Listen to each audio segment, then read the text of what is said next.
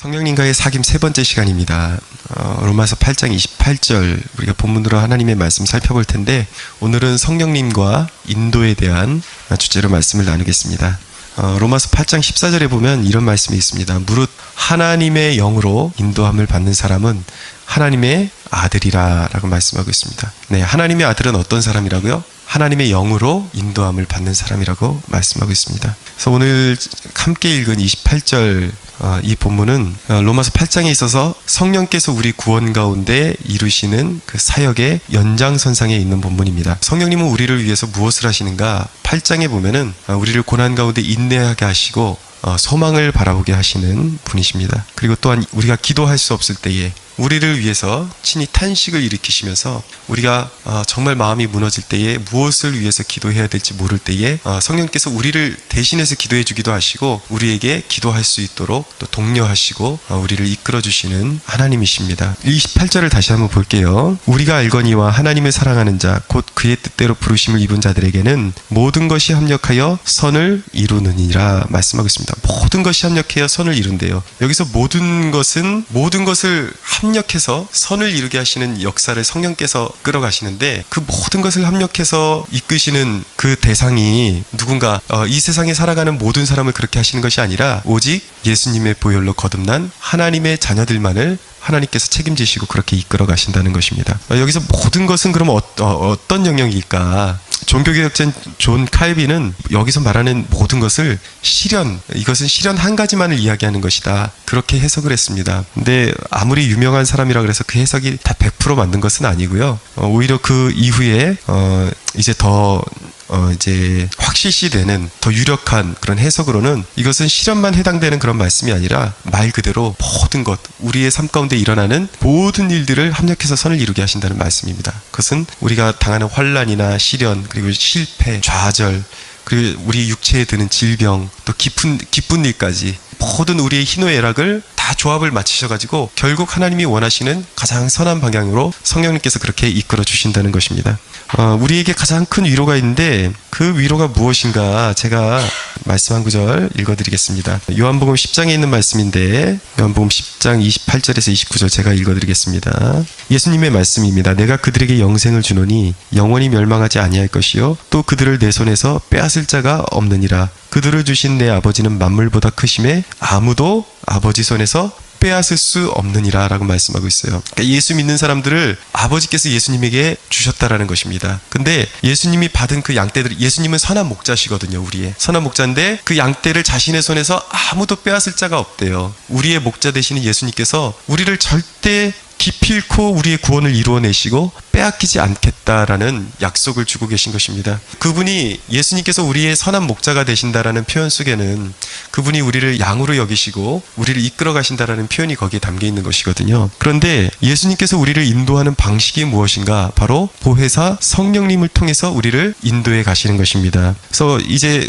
우리가 성령님과의 교제가 주안점이기 때문에, 그렇다면 성령님이 우리를 인도하는 방식은 무엇을 통해서 우리를 안전하게 구원으로 이끌어 가시는지, 그 매개체, 우리를 인도하는 방식에 대해서 오늘 몇 가지를 좀 나누려고 합니다. 첫째는 성령님이 우리를 무엇을 통해서 인도하시는가? 말씀을 통해서 인도하십니다. 성령님은 특별히 말씀을 깨닫게 하심으로 우리를 인도하십니다. 시편 119편 18절에 보면 이렇게 말씀합니다. 다윗의 고백인데, 내 눈을 열어서 주의 율법에서 놀라운 것을 보게 하소서, 그렇게 고백하거든요. 다윗이 하나님의 말씀을 묵상하면서 성령님을 의지해서 기도하는 것입니다. 내 눈을 열어서 이 말씀의 깊은 의미를 깨닫게 해주십시오 라고 간구하는 것이죠. 내 눈을 열어서, 성령님께서 우리의 눈을 열어서 말씀을 깨닫게 해주시는 것, 우리의 눈을, 영안을 열어주셔서 하나님의 말씀을 깨닫게 해주시는 것을 뭐라 그러냐면 성령님의 조명하심이라 그럽니다. 조명. 성령님께서 말씀을 비추어 주신다는 뜻이에요. 우리 이게 등 비출 때 조명이라 그러잖아요. 마찬가지예요. 우리가 깨닫지 못하는 말씀을 성령님께서 우리 영안을 밝혀주셔서 조명해 주신다는 것이죠. 근데 성령님께서 우리의 눈을 열어주시는 두 가지 방법이 있는데, 한 가지는 무엇이냐면 말씀을 통째로 열어주시는 것입니다. 여러분들 말씀을 읽다 보면 그런 것을 경험하게 될 거예요. 어떤 단어나 문장 하나가 갑자기 진짜 저에게 말을 걸어오는 것처럼 불쑥 튀어나오는 것 같은 느낌을 받을 때가 있을 것입니다. 아니면 내 마음에 그 구절을 읽는데 갑자기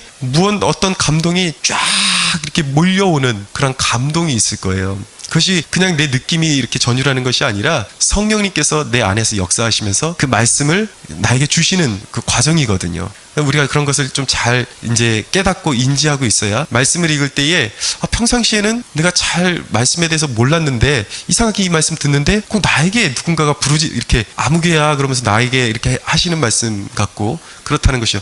두려워 말라 그러는데 그게 평상시에 읽던 말씀처럼 다가오는 것이 아니라 진짜 나에게 말을 걸어오는 것처럼 느껴지는 것이죠. 그게 여러분 우연이 아니라 성령님께서 바로 여러분의 영혼의 상태를 보시고 말씀해 주시는 거예요.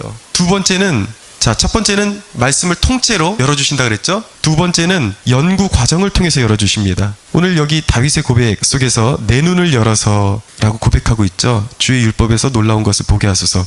내 눈을 열어달라. 이 말씀 속에는요 굉장한 진통이 밀려오는 말씀입니다. 무슨 얘기냐면 다윗이 하나님의 말씀을 깨닫는데 그냥 읽다 보니까 저절로 깨달아지는 경우도 있지만 대부분이 그렇지 않았다라는 거예요. 다윗이 하나님의 말씀을 지속적으로 시간을 들여서 숙고하고 힘을 쏟고 성령님을 의탁해서 기도하고 이 말씀을 깨닫게 해달라고 엄청난 노력을 기울이면서 말씀에 집중했을 때에 하나님께서 그 말씀을 열어주셨다라는 것이죠. 여러분 하나님의 음성 듣는 것, 성령님이 우리로 하여금 말씀을 깨닫게 해주시는 것은 그냥 오는 법도 있지만 대부분은 우리의 집중과 연구의 과정을 통해서 깊은 묵상의 과정을 통해서 우리에게 주시기도 하는 것입니다. 여러분 가장 성경을 대할 때 좋은 습관은 무엇이냐면 성경의 한 장이나 몇 구절을 정해놓고 그것을 반복적으로 읽으면서 꾸준히 시간을 들여서 묵상하면서 성령님의 인도하심을 구하는 것입니다. 성령님 내 눈을 열어서 이 말씀을 깨닫게 해주십시오라고 그렇게 기도하다 보면은 이것이 무슨 뜻일까? 이 의미가 무슨 뜻일까? 이 단어를 왜 사용했을까? 깊게 묵상하다 보면 어느 순간 확 이렇게 머리가 열리는 것 같은 느낌이 들 때가 있어요. 그러면서 하나님께서 어떤 메시지를 주시죠. 그러면 그 연구한 그 묵상을 그냥 머릿속에 두면은 그냥 날아가 버립니다. 그렇게 되면 안 되고 반드시 기록하는 습관을 들이는 것이 좋습니다. 그래서 하나님께서 어떤 말씀을 읽을 때 감동을 주시면 그것을 글로 기록해서 그 말씀대로 순종할 때에 그 말씀이 바로 내 것이 되는 것이고 내 삶에 역사하는 하나님의 능력이 되는 것입니다. 여러분 분명한 것은 무엇이냐면 성령님은 우리에게 말씀을 걸어오시는 하나님이시라는 사실입니다. 말씀하시는 하나님이세요. 자, 우리가 또 한 가지 살펴봐야 되는 게 무엇이냐면 율법과 성령님의 인도가 어떤 관계가 있는지 잠시 좀 살펴보려고 합니다. 율법과 성령님의 인도하심이 어떤 관계냐. 여러분 제가 갈라디아서 강해를 하면서 수없이 반복을 했던 게 뭐냐면 율법으로는 구원에 이를 수 없다. 행함으로 내가 하나님을 어떻게 만족시켜서 나의 행함으로는 구원에 이를 수 없지만 내가 예수님의 보혈로 믿음으로 구원을 확신하고 내가 거듭남을 체험했다면 그 이후에 우리 그리스도인들이 삶을 살아가는 방식과 삶의 기준이 무엇이 되냐면 그때부터는 율법이 우리의 삶의 기준이 되는 것입니다. 율법에 순종해야 되는 것이죠. 며칠 전에 이런 일이 있었습니다. 제가 부모님을 모시고 월요일날 우리 아기랑 같이 강촌에 전철을 타고 좀 모시고 갔어요. 식사도 대접하고 이런 과정 속에서 그냥 스쳐 지나가는 생각 속에 이제 좀 참 못난 생각이었는데 그런 좀 아쉬움, 좀 원망 아닌 원망이 좀 들더라고요. 그날은 이상하게. 왜냐면 아들도 개척교회 목사인데 우리 아버님이라도 좀 이렇게 잘 살고 그러시면은 좀 얼마나 좋을까. 이렇게까지 이 가난한 개척교회 목사 아들이 또 이렇게 부모님까지 일일이 다 이렇게 뭐 하나 이렇게 챙겨드려야 되고 돌봐드려야 되는 왜 우리 부모님은 이렇게 우리 부모님마저도 이렇게 일평생 가난하게 사셨던 분들일까. 좀 그 부분에 대해서 약간 이렇게 은근히 원망 아닌 원망이 올라왔던 것 같아요. 왜 우리 아버님은 좀 자식들에게도 좀 이렇게 물려줄 것도 없으시고 왜 이러실까. 이제 좀 생각이 언뜻 떠올랐던 것 같아요. 그래서 마음속으로 그러지 말아야지 그러고 이제 잘 식사하고 바람 쐬고 돌아왔는데 그날 성경 본문을 읽는데 그날 성경 본문이 제가 임의대로 고르는 것이 아니라 그 순서가 정해져 있습니다. 근데 그날 딱 순서를 보니까 에베소 6장 1절에서 3절 본문을 읽어야 되는 차례예요. 6장을 읽어야 되는 차례인데 딱 성경 에베소를 피자마자 저에게 하나님께서 들려주시는 말씀이 뭐였냐면 한번 들어보세요. 이런 말씀을 들려주시더라고요. 자녀들아 주 안에서 너희 부모에게 순종하라. 이것이 옳으니라. 내 아버지와 어머니를 공경하라. 이것은 약속이 있는 첫 계명이니 이로써 내가 잘되고 땅에서 장수하리라 라는 말씀. 여러분들은 잘 와닿지 않으실지 모르겠지만 저는 이럴 때마다 소름이 쫙쫙 끼쳐요. 성령님이 내 마음을 꿰뚫어 보고 계시는 것이죠. 그러니까 성령님이 우리 마음을 꿰뚫어 보시고 우리 영적인 상태가 어떤지, 우리가 무엇을 생각하고 우리가 주로 무엇을 원망하는지 다 알고 계시고 내 영혼에 맞는 적절한 계명을 주시는 거예요. 주셔서 내 부모를 공경하라고 말씀을 주시죠. 그러면서 이 하나님의 계명을 통해서 때로는 책망하시고 또 때로는 나에게 필요한 명령을 주시고 때로는 위로하심으로써 우리를 하나님께 불순종해서 멸망의 길로 가지 않도록 성령님께서 보호해 주시는 것입니다. 왜냐하면 보세요. 제가 계속 부모님을 원망하고 그러면은 사이가 갈라지고 마음속으로 죄를 계속 짓게 되잖아요. 그러면 삶에 좋은 열매가 없다고요. 근데 성령님께서 저를 사랑하시기 때문에 환희야, 그렇게 사는 거 아니야. 네가 진짜 부모를 섬기고 모실 수 있다라는 것은 네가 복이 있다라는 거야. 네가 부모에게 받지 못해도 부모에게 받을 복 하나님이 다 채워주실 거야 라고. 그러니까 너는 나에게 순종하면 돼. 그렇게 격려하시는 것이죠. 책망하시면서 격려하시는 것이죠. 부모에게 순종해라. 부모를 잘 공경해라. 내가 땅에서 장수할 것이다. 잘 될 것이다 라고 격려해 주시는 것입니다. 제임스 패커라는 그 복음주의권에서 굉장히 영향력 있는 그런 신학자가 계신데 그분이 이런 말씀을 남겼습니다. 하나님의 전체적인 계획에 개개인의 삶을 일치시킴으로써 우리가 창조된 목적을 이루게 하기 위한 규범적 형식이 곧 하나님의 율법이다 라고 그렇게 정의를 했습니다. 쉽게 말하면 하나님의 율법을 우리가 하나님의 계명을 지킬 때에 우리의 삶 가운데 하나님의 창조의 목적이 이루어진다라는 말씀이에요. 그러니까 성령님께서는 우리로 하여금 하나님의 계명을 비추어 주셔서 계명을 깨닫게 하시고 순종하라고 명령하심으로써 우리를 지켜주시고 보호하시고 인도하시는 것이죠. 여러분, 인도한다, 우리가 인도함 받는다라고 이렇게 표현을 할 때 사람들은 흔히 오른쪽으로 갈 것이냐 왼쪽으로 갈 것이냐, 하나님 내가 뭘 선택해야 됩니까? 그것만 이제 자꾸 물어보거든요. 그것만이 인도인 줄을 알아요. 그러니까 인생이 자꾸 왜 나한테 말씀해 주시지 않습니까? 이렇게 자꾸 불평이 생기는 것이거든요. 근데 오해예요. 성령님의 인도하심은 어떤 왼쪽이냐 오른쪽이냐 지침일 수도 있습니다. 가끔 그렇게 지시를 해주세요. 지침일 수도 있지만 성령님께서 우리에게 말씀해 주시는 것은, 인도하시는 것은 어떤 우리의 마음의 상태에 대한 것을 지적해 주시는 것일 수도 있다라는 거예요. 자, 무슨 말씀인가? 골로새 3장 5절에 보면은 탐심은 우상숭배다라는 말씀이 있습니다. 탐심을 부리지 말아야 우리의 영혼이 안전할 수 있다라는 것이죠.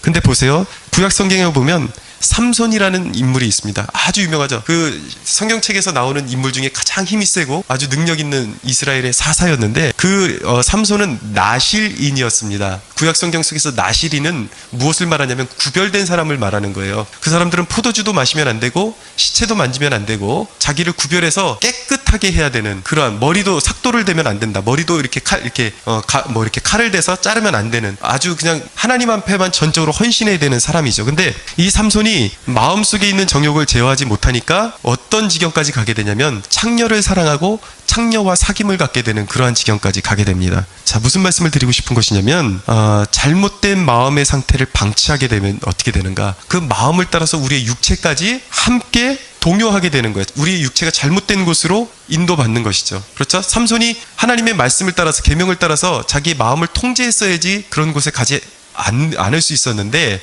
자기 마음을 그대로 내버려 두니까 결국은 창녀하고도 섞이게 되는 그러한 지경까지 가게 된 것이거든요. 그러니까 성령님께서 우리를 인도하시는 것은 이쪽으로 가라 저쪽으로 가라 이것뿐만 아니라 우리에게 거룩해야 된다. 음란한 마음을 제거해라. 아니면 불평하지 말아라. 이런 우리 마음의 상태까지, 원망하지 말아라. 이런 마음의 상태를 지적하시는 그 말씀도 우리를 안전한 길로 인도하시는 성령님의 방편이라는 것입니다. 무슨 말씀인지 아시겠죠? 네, 우리의 마음을 거룩해 하심으로써 우리가 멸망하지 않도록 옳은 길로 늘 인도해 주시는 거예요. 그렇기 때문에 거룩이라는 이 주제도 거룩 또한 성령님의 인도하심의 방편이라는 것입니다. 사랑하는 여러분, 거룩해야 됩니다. 성령님은 이렇게 계명을 깨닫게 하셔서 우리의 전인격이 안전지대에 거할 수 있도록 우리를 인도하시는 하나님이십니다. 두 번째로, 첫 번째는 말씀을 통해서 성령님이 인도하신다고 말씀드렸습니다. 두 번째로는 환경을 통해서 우리를 인도하십니다. 성령님은 성경 곳곳에 보면 이끌어 가시는 분으로 묘사될 때가 있습니다. 이끌어 가시는 분. 무슨 말씀인가요? 예수님이 시험 받으시는 기사들이 성경에 나타나는데 누가복음 4장 1절에 보면은 예수님께서 성령에 이끌리셔서 시험을 받으러 가셨다고 말씀하고 있습니다. 마가복음 1장 12절에 보면 똑같은 본문인데 성령께서 예수님을 광야로 잡아내셨다라고 말씀하고 있어요. 그러니까 성령님께서 하시는 사역이 뭐냐면 하나님의 사람을 어디로 이끌어 가시거나 어느 특정한 장소로 몰아가시는 거죠. 이렇게 뒤에서 몰아가시는 거죠. 갈 수 있도록 환경을 조장하시는 것입니다.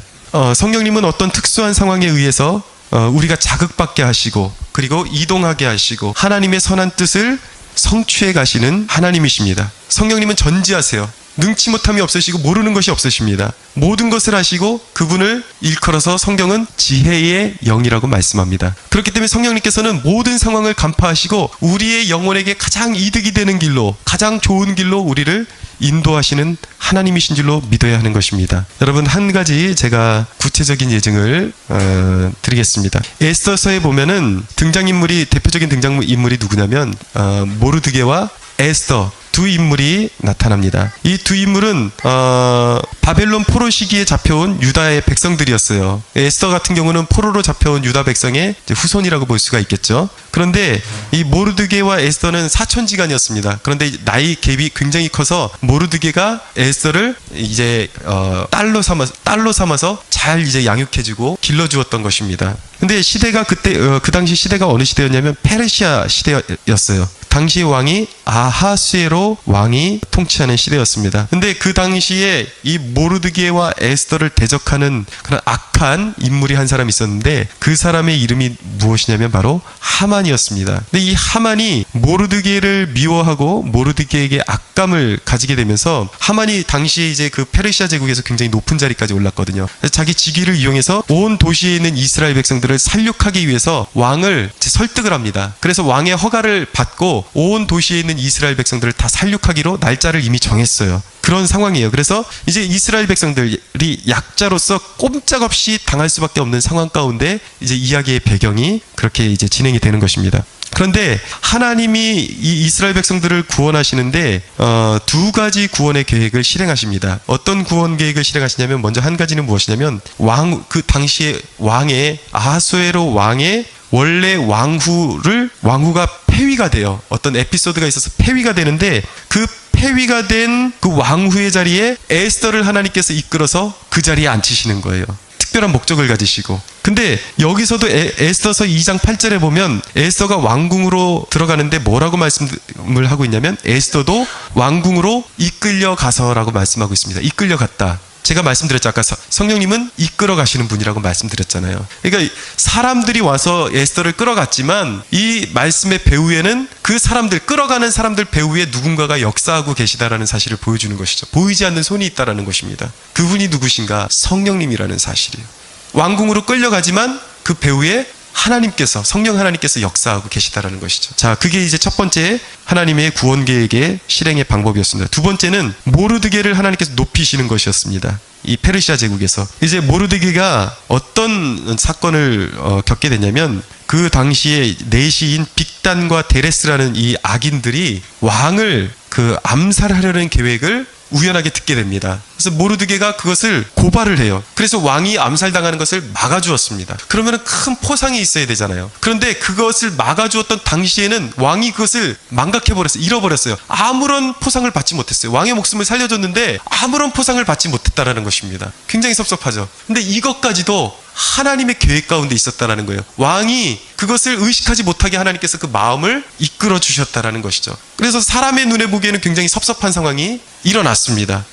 포상을 받지 못하고 그냥 지나가 버렸어요. 왕을 살려줬는데도 불구하고. 그런데 그 효력을 언제 보게 되냐면 때마침 이제 그 하만의 악한 계획이 절정에 이를 때 이제 이스라엘 백성들이 살육을 당하기 직전에 에스더서 6장에 보니까 이런 말씀이 나오는 거예요. 왕이 그날따라 잠이 오지 않았다라고 말씀하고 있어요. 그날따라 왕이 잠이 오지 않아서 이렇게 뒤적뒤적거리다가 그 왕궁에 있는 역대 일기, 그 역사를 기록해 놓은 일기를 그 문서를 보게 되었습니다. 근데 평상시에 자기가 보지 못했던 과거에 있던 한 가지 역사를 눈에 탁 띄었는데 그게 무엇이냐면 바로 모르드게라는 인물이 자기를 죽이려고 했던 빅단과 데레스의 음모를 고발했던 사건이 거기 기록돼 있던 것입니다.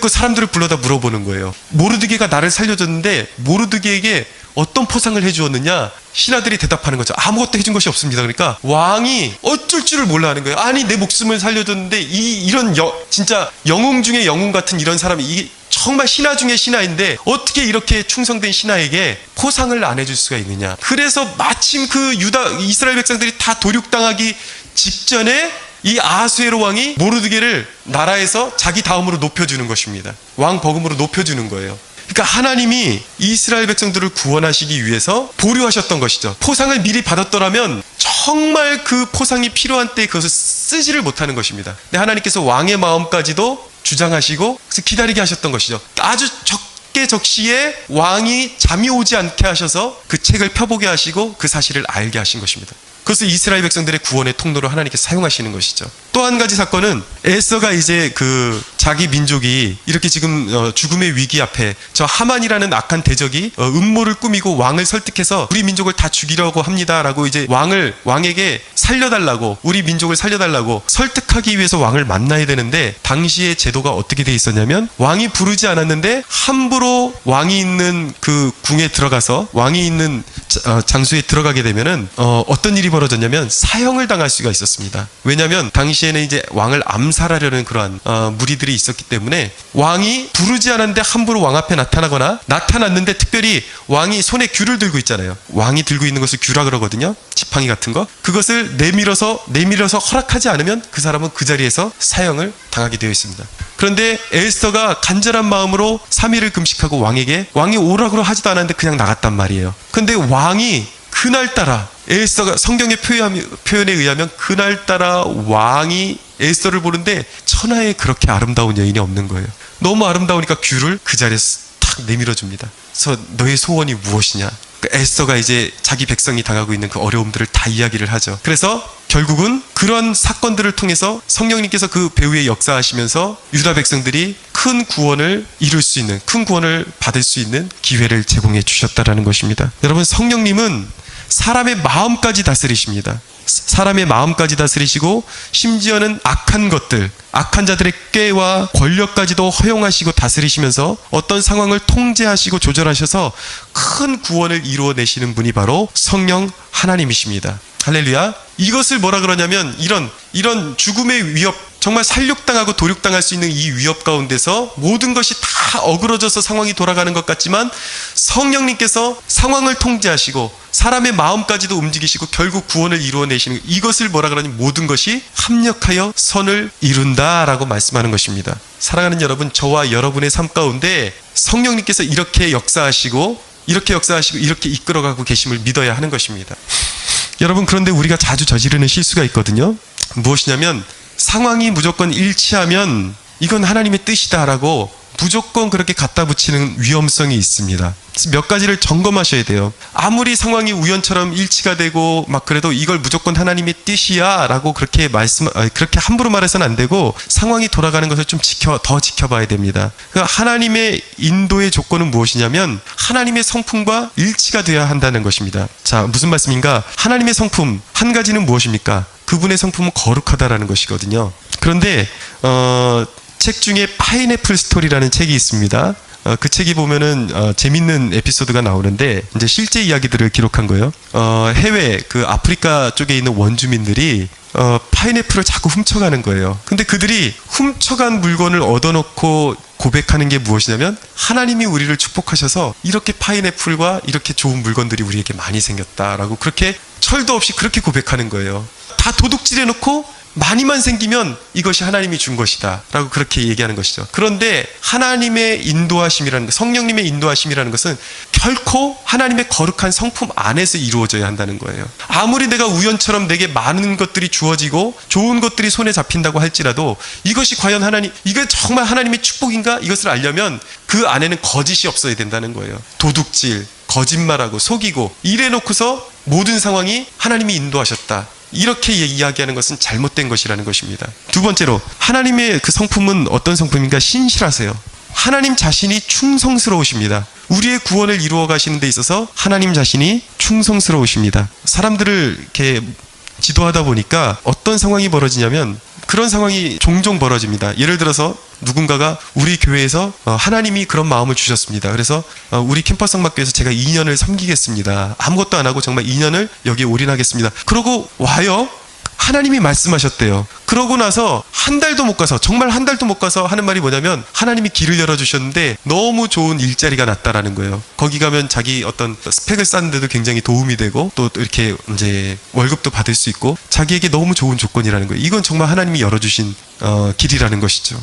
이게 앞뒤가 맞지를 않는 거예요. 여기 하나님이 말씀하셔서 왔다 그래 놓고 자기의 그 상황에 더 좋은 조건이 생기면 이건 하나님이 열어주신 축복이야. 그러고 그냥 뒤도 안 돌아보고 그냥 가버린다라는 것이죠. 이것은 충성의 문제인 것입니다. 그것이 하나님의 뜻이 아니에요, 여러분. 하나님의 뜻은 하나님이 말씀하시기도 하시지만 자기의 입으로 내가 하나님 앞에서 내가 2년을 섬기겠습니다. 내가 1년을 섬기겠습니다. 얼마 동안은 내가 이렇게 섬기겠습니다. 한 자기가 내뱉은 말에 대한 충성을 지킬 때에 하나님께서 기뻐하시는 것입니다. 하나님이 이랬다 저랬다 그렇게 말씀하시지 않으세요. 그래서 하나님의 이름을, 성령님의 이름을 욕되게 하는 것입니다. 여러분, 성령님이 인도하시는 방식, 세 번째 방식이 무엇이냐면 내면의 음성을 들려주십니다. 지나친 보수주의자들은 성경 외의 음성을 배격합니다. 그런데 종교개혁자인 존 낙스나 이제 복음주의권에서 유명한 설교자들인 뭐 마틴 로이드 존스나 찰스 스펄전이나 아니면 유수한 수많은 청교도들도 성령님의 음성을 직접 듣고 경험을 했습니다. 근데 성령님께서 우리 안에 그 음성을 들려주실 때는 두 가지 방면으로 음성을 들려주시는데, 먼저 한 가지는 어떤 음성을 들려주시냐면 내면에 들려오는 음성입니다. 말 그대로.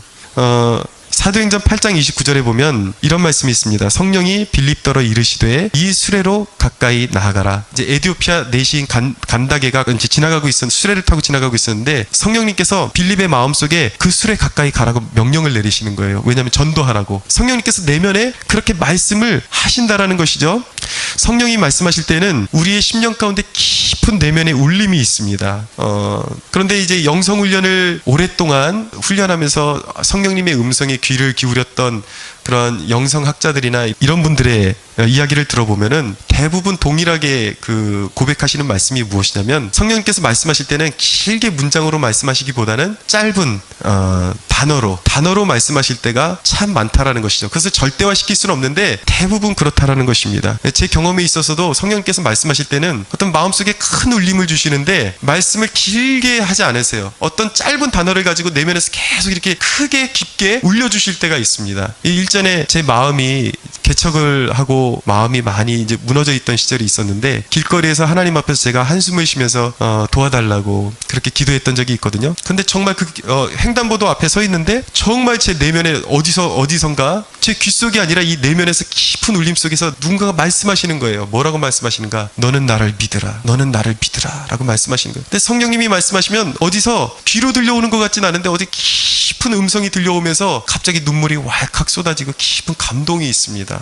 성령님께서 말씀하시는 것이죠. 성령님께서는 친히 우리가 성령님을 인정하고 그분의 음성을 듣기를 원하고 그분에게 주의를 기울이면 우리 내면에 친히 그렇게 말씀해 주시는 하나님이십니다. 그렇게 우리를 인도해 가시는 것입니다. 두 번째로 성령님께서 어떻게 음성을 들려주시는가? 참 묘한 것은 들리지 않는 내면의 음성이 있습니다. 잘 들어보십시오. 성령님이 분명히 우리에게 말씀하시는데, 제가 전자로 말씀드린 건 내면에 깊은 울림이 있다고 말씀드렸잖아요. 말씀하신다. 근데 그런 단어나 이런 음성이 들리지 않아요. 그런데 말씀하세요. 무슨 말씀인지 제가 설명드리겠습니다. 열왕기상 17장 9절에 보면은 엘리야에게 하나님께서 명령을 내리십니다. 사르밧 과부에게로 가라 라고 말씀하시면서 뭐라고 말씀하시냐면, 그곳 과부에게 명령하여 너에게 하나님께서 음식을 주게 하셨다라고 말씀하시는 거예요. 명령하셨대요. 이미 사르밧 과부에게 명령을 하셨다라고 말씀하셨어요, 엘리야에게. 근데 엘리야가 현장에 가보니까 이 사르밧 과부가 하나님의 음성을 들었는가? 아니요, 전혀 그런 적이 없어요. 아무것도 모르고 있었어요. 하나님이 명령하셨다라는 사실을 전혀 모르고 있었습니다. 그런데 엘리야의 명령에 이제 네가 가진 것으로 떡 좀 구워와라 이렇게 명령을 하니까 사실은 너무 없어가지고 떡 구워 먹고 자기 자식하고 구워 먹고 자살하려고 준비하고 있었는데, 엘리야가 얼마 남지도 않은 가루를 가지고 먹을 것을 해와서 엘리야 자신을 달라고 그러니 기가 막힌 것이죠. 그런데 왠지 그녀의 그 마음속에 어떤 감동이 있어요. 이거 일단은 순종하고 봐야 되겠다라는 감동이 있었던 것이죠. 그래서 먼저 엘리야를 공개했습니다. 그랬더니 어떤 역사가 일어나는가? 그 가루와 기름이 가뭄이 끝날 때까지 떨어지지 않는 그러한 놀라운 역사가 일어나게 되는 것입니다. 하나님께 순종했더니. 자, 여러분, 성령님께서 말씀하실 때는 뭔가 들려오지 않았다 해도 뭔가 마음속에 끌림이나 어떤 감동이 있는 것입니다. 제 실제를 말씀드릴게요. 이 개척을 하다 보면은 기가 막힌 일들을 경험하게 되는데, 개척을 하고 가장 고민이 됐던 부분이 무엇이냐면 바로 월세 부분이거든요. 이 월세를 어떻게 충당해야 되느냐. 근데 감사하게도 지금까지 월세 걱정을 해본 적이 없어요. 따박따박 채워졌습니다. 근데 마음이 초반에는, 지금은 훈련이 돼서 괜찮아요. 초반에는 어떤 것이 마음이 가장 무너졌냐면 후원을 이렇게 잘 해주시던 분이 후원을 이제 그만하겠습니다 라고 통보를 해오면 마음이 확 무너지는 거예요. 이번 달은 어떻게 하나. 그런데 놀라운 사실은 마치 하나님이 내가 다 보고 있어 라고 말씀하시는 것 같아요. 어떤 한 사람이 오늘부로 끊겠습니다 라고 선언을 하면 바로 그날 다른 사람이 내가 오늘부터 후원하겠습니다 그러고 나타나요. 그런데 여러분, 그렇게 나타나는 사람이 하나님의 음성을 들었는가? 듣지 못했다라는 것입니다. 그런데 분명히 성경이 말씀하는 것은 무엇이냐면 하나님이 명령하셨다라는 거예요.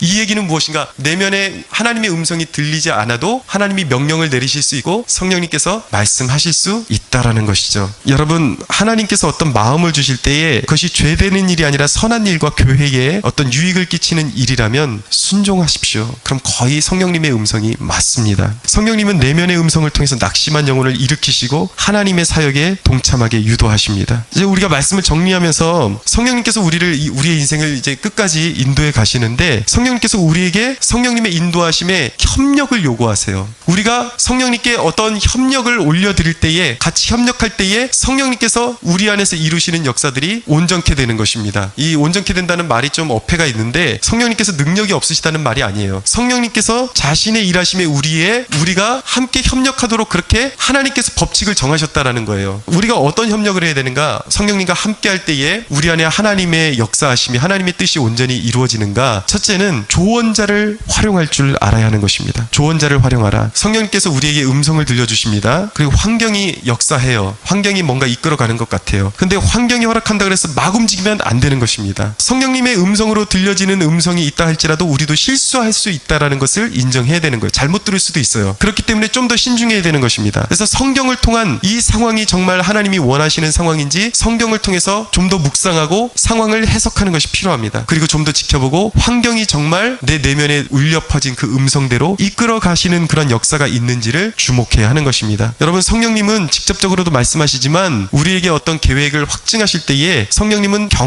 영적으로 경험이 많은 영적인 조언자들을 통해서도 일하신다는 사실을 꼭 기억하십시오. 그러니까 겸손해야 돼요. 그냥 마음에서 울컥하고 뭔가 느낌이 온다 그래서 무조건 그냥 움직이면 안 되고, 영적인 조언자들의 성경을 잘 알고 잘 풀어낼 수 있는 사람들을 통해서 내가 지금 내 마음속에 있는 그 마음이 진짜 하나님이 주신 마음인지 점검하는 것이 필요합니다. 두 번째로 순종해야 합니다. 여러분, 말씀이 내면의 감동과 함께 성경 말씀으로도 분명하게 하나님이 나에게 말씀을 주시는 것 같아요. 그리고 환경도 그렇게 열려요. 내면에 큰 감동이 있어요. 그렇게 부딪혀올 때 순종해야 하는 것입니다. 아무리 성령님께서 나를 인도해 가신다 할지라도 나의 순종을 통해서 성령님께서 일하기를 기뻐하시는 것입니다. 순종하셔야지 우리의 인생에 순종해야 좋은 열매들이 나타나게 되는 것입니다. 세 번째로 기도해야 하는 것입니다. 기도로 협력해야 하는 것입니다. 에스겔서 36장 37절에 보면 그런 말씀이 있어요. 하나님께서 이 에스겔서 36장에 보면 바벨론의 포로로 간 유다 백성들을, 이제 다 패망한 백성들을 다시 일으킬 것이다. 너희 무리들을 충만하게 할 것이고 너희들을 다시 회복시킬 것이다 라고 약속을 주시면서 하시는 말씀이 무엇이냐면, 그럴지라도 이스라엘 족속이 이같이 자기에게 이루어주기를 내게 구하여야 할지라 라고 말씀하는 거예요. 무슨 말씀이냐면, 하나님이 주신 약속이라 할지라도 하나님 앞에 뜨겁게 기도해야 하나님께서 그것을 성취해 주신다라는 것이에요. 왜 그럴까요? 성령님이 한계가 있으신 분이기 때문일까요? 성령님은 한계가 없으십니다. 전능하신 하나님이십니다. 그것이 아니라 하나님의 구속 역사에 우리를 동참케 하시는 거예요. 순종하고 기도하게 하시고 조언자들을 통해서 겸손하게 두드리면서 하나님 앞에 순종하게 하시는 것이죠. 사랑하는 여러분, 성령님의 인도의 전체 포커스는 우리 개인의 영달을 위한 것이 아닙니다. 우리 개인의 영달을 위한 것이 아니라 우리 개인의 구원을 이루고 우리 개인과 성도가, 교회가 하나님의 복음 사역에 동참하게 하셔서 선한 열매 맺게 하시는 것이 성령님의 인도하심의 목적지요, 우리를 인도하시는 참 목적임을 깨달을 수가 있어야 하는 것입니다. 여러분, 로마서는 그렇게 선포합니다. 성령님에 대해서 하나님에 대해서 어떻게 선포하냐면, 깊도다 하나님의 지혜와 지식의 풍성함이여 라고 말씀합니다. 성령님은 우리가 헤아릴 수 없는 지혜와 풍성한 능력으로 우리의 모든 어그러진 상황 가운데서도 그것을 다 조합시키고 합력시키셔서 궁극적으로 온전한 구원을 이루어 가시는 가시고 우리를 잃어버리지 아니하시고 우리를 어린 양 되시는 예수 그리스도께로 이끌어 가시고 아버지 하나님께로 이끌어 가시는 전능하신 그리고 지혜로우신 하나님이심을 믿으시기 바랍니다. 성령님을 통해서 역사하시는 하나님을 이 저녁에 찬양하기를 원합니다. 우리 하나님께 영광의 박수 올려드리겠습니다.